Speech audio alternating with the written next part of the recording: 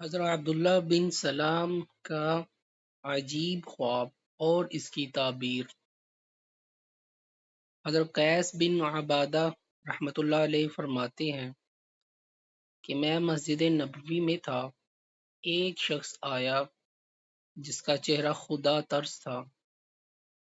دو ہلکی رکعتیں نماز کی اس نے ادا کی۔ لوگ انہیں دیکھ کر کہنے لگے یہ جنتی ہیں۔ جب وہ باہر نکلے تو میں بھی ان کے پیچھے گیا، باتیں کرنے لگا۔ جب وہ متوجہ ہوئے تو میں نے کہا جب آپ تشریف لائے تھے تب لوگوں نے آپ کی نسبت یوں کہا تھا۔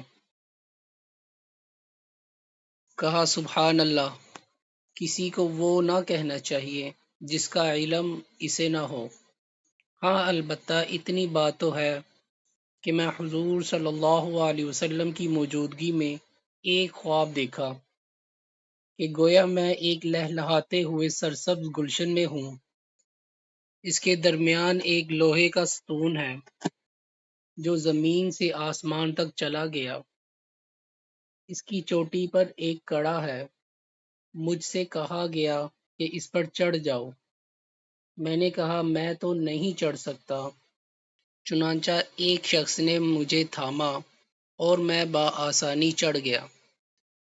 اس کڑے کو تھام لیا۔ اس نے کہا دیکھو مضبوط پکڑے رہنا۔ بس اسی حالت میں میری آنکھ کھل گئی کہ وہ کڑا میرے ہاتھ میں تھا۔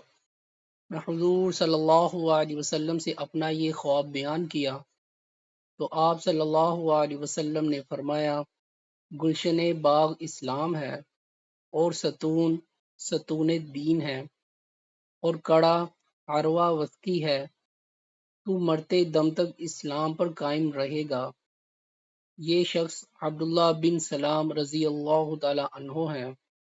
یہ حدیث بخاری و مسلم دونوں میں مروی ہے۔